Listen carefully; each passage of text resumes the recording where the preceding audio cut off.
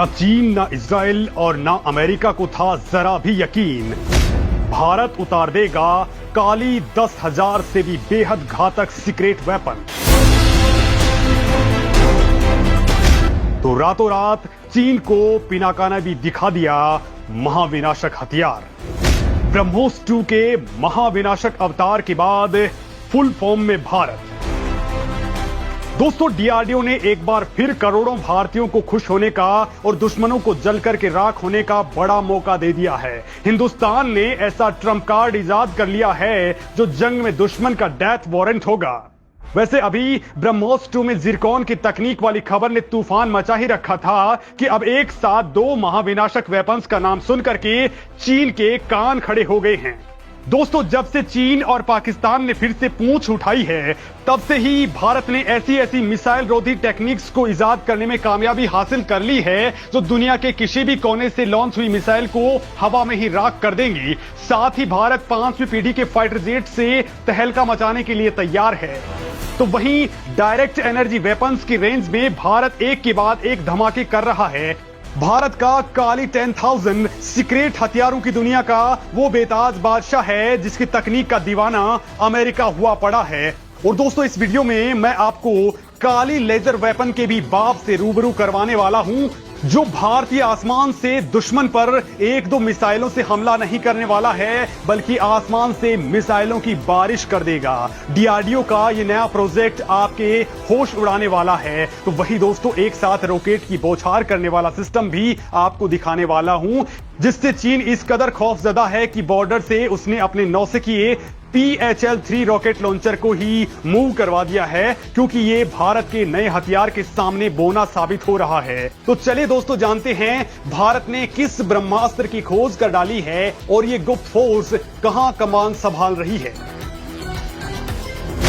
भारत की गुप्त फोर्स ने थाम ली बॉर्डर की कमान। काली और दुर्गा 2 से भी घातक प्रोजेक्ट करेंगे मिसाइलों की बरसात। दोस्तों, डीआरडीओ ने जो धमाका किया है उस ट्रम्प कार्ड का अगर भारत ने इस्तेमाल कर दिया तो फिर उसे ब्रह्मांड की कोई ताकत नहीं रोक सकती है। एशिया पैसिफिक रीजन में चीन के बढ़ते खतरे को देखते हुए डीआरडीओ एक खास मिशन पर था और अब यह मिशन 100% सफल हो चुका है।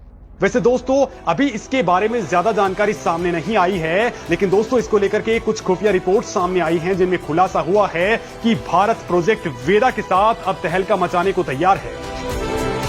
दोस्तों, भारत के डीआरडीओ चीफ ने इसकी एक हल्की झलक भी दुनिया के सामने पेश कर दी है जिसमें प्रोजेक्ट वेदा का एक स्केल मॉडल दिखाई दिया है जिसने पूरी दुनिया का ध्यान अचानक भारत की ओर मोड़ दिया है। दोस्तों, भारत का ड्रीम प्रोजेक्ट वेदा इतना खास और खुफिया प्रोजेक्ट है जिसकी क्षमता भारत को दुनिया में एक महाशक्ति बनाने वाली है। दरअसल दोस्तों, प्रोजेक्ट वेदा एक मोबाइल सैटेलाइट लॉन्च व्हीकल है जिसके पास वास्तव में इतनी ताकत होगी कि ये बेहद ही कम वक्त में आसमान से दुश्मनों पर सैन्य सैटेलाइट्स की बौछार कर सकता है। यानी दोस्तों, अगर भारत चाहे तो महज कुछ ही सेकंड्स में अंतरिक्ष में कई भारतीय सैटेलाइट्स भेज सकता है जिनका इस्तेमाल कई अलग अलग सैन्य ऑपरेशंस में किया जा सकता है। तो दोस्तों, भारत का कौन सा दुश्मन इस फोर्स का पहला शिकार बनेगा, इसकी पूरी तफसील मैं आपको देने वाला हूं। हिंदुस्तान के दुश्मनों के खिलाफ की गई हमारी मोर्चाबंदी के बारे में आपकी राय क्या कुछ है वो कमेंट में लिख करके आप भी बताते रहिए। तो दोस्तों, समझते हैं कि आखिर भारत इसका इस्तेमाल कैसे करने वाला है। तो दरअसल दोस्तों, सैटेलाइट किसी भी देश के लिए सबसे बेहतर एसेट होते हैं। वहीं इनका इस्तेमाल युद्ध के दौरान इंटेलिजेंस गैदर करने के लिए किया जाता है। केवल युद्ध के वक्त ही नहीं बल्कि सामान्य समय भी सैटेलाइट्स बेहद बेहतरीन जानकारी किसी भी देश को प्रदान करते रहते हैं। ऐसे में हर देश दुश्मन की सैटेलाइट्स को नुकसान पहुंचाने की कोशिश करते हैं ताकि अपने दुश्मन को एक खास तरीके से अंधा कर दिया जाए।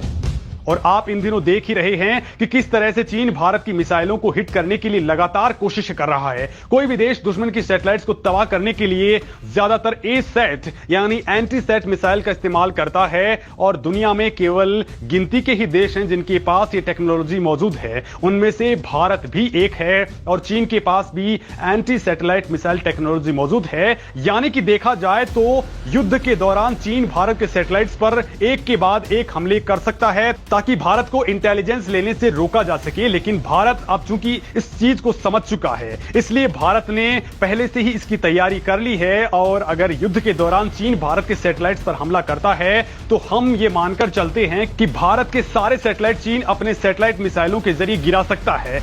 वहीं पर दोस्तों भारत का प्रोजेक्ट वेदा अपनी और दोस्तों उसी वक्त भारत का यह प्रोजेक्ट वेदा अपनी असली ताकत दिखाएगा। वेदा कुछ ही मिनटों में LEO यानी लो अर्थ ऑर्बिट में सैटेलाइट्स को भेजने की क्षमता रखता है। यानी कि युद्ध के दौरान अगर भारत के सारे मिलिट्री सैटेलाइट्स खत्म हो जाएं तो भी भारत कुछ ही घंटों में अपने सैटेलाइट्स का एक बड़ा जखीरा अंतरिक्ष में खड़ा कर देगा, जहां से दुश्मनों पर सैन्य मिसाइलों की बौछार शुरू हो जाएगी। दोस्तों दरअसल वेदा अग्नि 4 मिसाइल के रॉकेट की तरह बनाया गया है, यानी कि इसे अग्नि 4 मिसाइल की तर्ज पर ही विकसित किया जा रहा है, जिसकी मारक क्षमता 3500 किलोमीटर की है। वेदा एक मोबाइल सिस्टम होने वाला है, यानी कि हमेशा ऑपरेशंस के लिए तैयार रहेगा। इसके साथ ही दोस्तों वेदा का रॉकेट केवल सैटेलाइट्स को ही अंतरिक्ष में नहीं छोड़ेगा, बल्कि और कई तरह के काम करने में भी सक्षम होगा। यह अंतरिक्ष में सैटेलाइट्स का इंटरसेप्शन और हार्ड किल से टारगेट को तबाह करने में भी सक्षम होगा।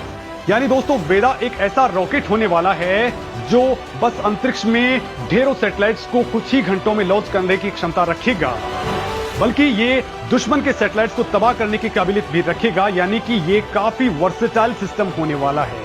यानी दोस्तों चीन भारत को लेकर के लाख कोशिशें कर ले, चाहे कितने भी हथियार पैदा कर ले, सच्चाई तो यह है कि भारत जिन हथियारों को अपनी तकनीक से तैयार कर रहा है वो एक हथियार ही चीन के ज्यादातर हथियारों पर भारी पड़ जाएगा। और दोस्तों अब आते हैं दूसरे घातक हथियार पर, जिसका नाम है पिनाका रॉकेट सिस्टम। दोस्तों पूर्वी लद्दाख से लेकर के अरुणाचल प्रदेश तक भारत ने अपनी रॉकेट फोर्स को मैदान में उतार दिया है। ये गुप्त फोर्स अपने साथ बेहद घातक हथियारों से लैस है। इसके साइलेंट किलर्स चीन की चटनी बनाने के लिए तैनात हो चुके हैं, जिनकी भनक तक चीन को नहीं लगेगी। और जब मिशन पूरा हो जाएगा तो चीन राख हो चुका होगा। चीन की छाती पर भारत ने अपनी रॉकेट फोर्स के जांबाज लड़ाके multi barrel rocket launcher Pinaka और स्मर्श की फोर्स को तैनात कर दिया है।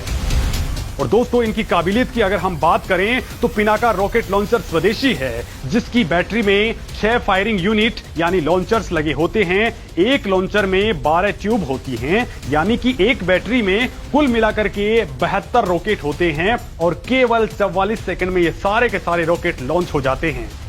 लॉन्चिंग के तुरंत बाद लॉन्चर अपनी लोकेशन बदलते हैं और फिर दोबारा आर्म्ड हो जाते हैं। पिनाका की मारक क्षमता 38 किलोमीटर है, जिसकी रेंज अब 3000 किलोमीटर तक की जा रही है।